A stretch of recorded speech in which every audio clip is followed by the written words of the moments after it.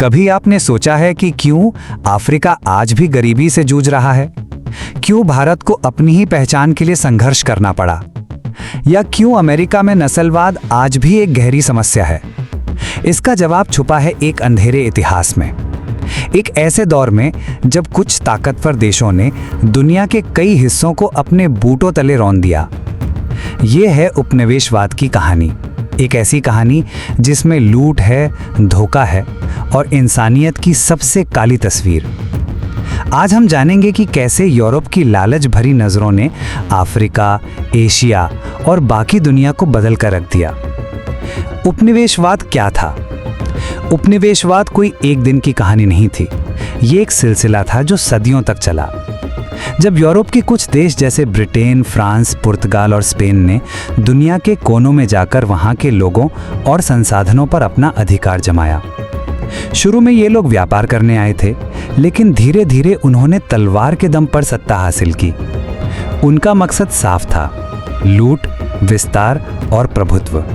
वो सोना, मसाले, कपास और यहाँ तक कि इंसानों को भी सामान की तरह लूटने लगे। अफ्रीका की त्रासदी।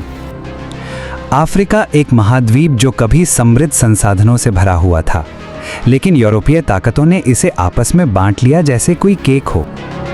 1984 के बर्लिन सम्मेलन में एक टेबल पर बैठकर यूरोपीय देशों ने अफ्रीका के नक्शे पर लकीरें खींच दी। अफ्रीका के लोगों से एक बार भी नहीं पूछा गया कि वो क्या चाहते हैं। सबसे भयावह उदाहरण था बेल्जियम के राजा लियोपोल्ड द्वितीय का कांगो। वहां के लोगों को रबर इकट्ठा करने के लिए मजबूर किया गया। अगर कोई कोटा पूरा नहीं कर पाता तो उनके हाथ काट दिए जाते थे। सोचिए, एक राजा की दौलत के लिए बच्चों के हाथ काटे जा रहे थे। अनुमान है कि लगभग 1 करोड़ लोग मारे गए। और यही नहीं, पश्चिम अफ्रीका से लाखों लोगों को पकड़कर गुलाम बनाकर अमेरिका भेजा गया। उन्हें जहाज़ों में जानवरों की तरह ठूस दिया जाता, कई रास्ते में ही मर जाते, जिनका जिक्र इतिहास की किताबों में नहीं मिलता। एशिया में उपनिवेशवाद। भारत की कहानी तो हम सब ने सुनी है, लेकिन क्या हम इसकी गहराई को समझते हैं? 1600 में आई ईस्ट इंडिया कंपनी व्यापार के बहाने आई थी, लेकिन 1757 में प्लासी की लड़ाई के बाद भारत उनकी मुट्ठी में कैद हो गया। अंग्रेजों ने हमारे खेतों में वही उगवाया जो उन्हें चाहिए था, नील, चाय, कपास। वो यहाँ का अनाज लूटते गए और जब 1943 में बंगाल में अकाल आया तो लाखों लोग भूखे मर गए और अंग्रेज चुप रहे।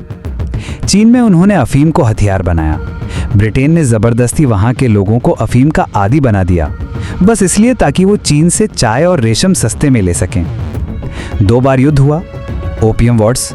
नतीजा ये कि चीन ने हांगकांग अंग्रेजों को सौंप दिया और सदियों पुरानी सभ्यता को नशे में डुबो दिया गया।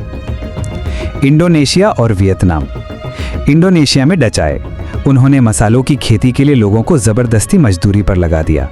वियतनाम में फ्रांसीसी आए और वहां के किसानों को इतना शोषित किया कि वहां की औसत उम्र ही 40 साल से कम हो गई। अमेरिका और ऑस्ट्रेलिया की लूट। अमेरिका। जब यूरोप अमेरिका पहुंचे, वहां पहले से रहने वाले रेड इंडियंस थे, लेकिन उनके लिए ये लोग जंगली थे। उनकी ज़मीनें छीनी गई, उन्हें मारा गया और यूरोपीय बीमारियों ने उनकी जनसंख्या को मिटा दिया।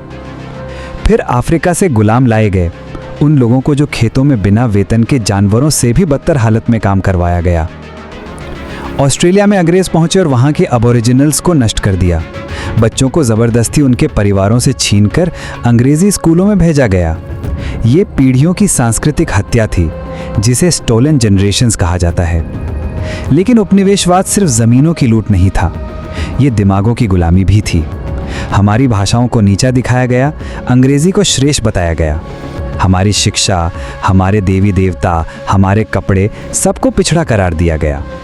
और तो और मिशनरी स्कूलों के जरिए धर्मांतरण कराए गए। एक सोच भर दी गई कि गोरे लोग सभ्य हैं और हम जंगली। यही था व्हाइट मैन्स बर्डन, यानी हमें सुधारना उनका बोझ था। लेकिन इतिहास गवाह है कि हर अन्याय के खिलाफ आवाज उठती है। भारत में 1857 की क्रांति ने पहला विद्रोह शुरू किया। फिर गांधी जी के नेतृत्व में पूरा देश उठ खड़ा हुआ। अफ्रीका में केनिया के माओ माओ आंदोलन से लेकर इंडोनेशिया में सुकर्णों की आज़ादी की चिंगारी, और वियतनाम में हो ची मिन्ह ने दुनिया की सबसे बड़ी सेनाओं को हिलाकर रख दिया। लाखों लोगों ने अपनी जान दी, लेकिन उन्होंने अपनी जमीन वापस ली। आज भले ही दुनिया राजनीतिक रूप से स्वतंत्र हो चुकी है, लेकिन उपनिवेशवाद की छाया आज भी हम पर है। अफ्रीका में जातीय संघर्ष, एशिया में गरीबी, अमेरिका में नस्लवाद, सब उसे इतिहास की विरासत हैं। देश आज़ाद हो गए, लेकिन मन आज भी कई बार गुलामी की जंजीरों में जकड़ा है। यही कारण है कि इतिहास को जानना जरूरी है, ताकि हम दोबारा वही गलतियां न दोहराएं। उपनिवेशवाद की ये कहानी केवल बीते कल की बात नहीं है, ये आज की सच्चाई का आईना है। जो भूल गए वो फिर गुलाम बने। इसलिए इस इतिहास को जानिए, समझिए और अपने बच्चों को सुनाइए, ताकि आने वाला कल कहीं इतना अंधेरा ना हो जितना पिछला था।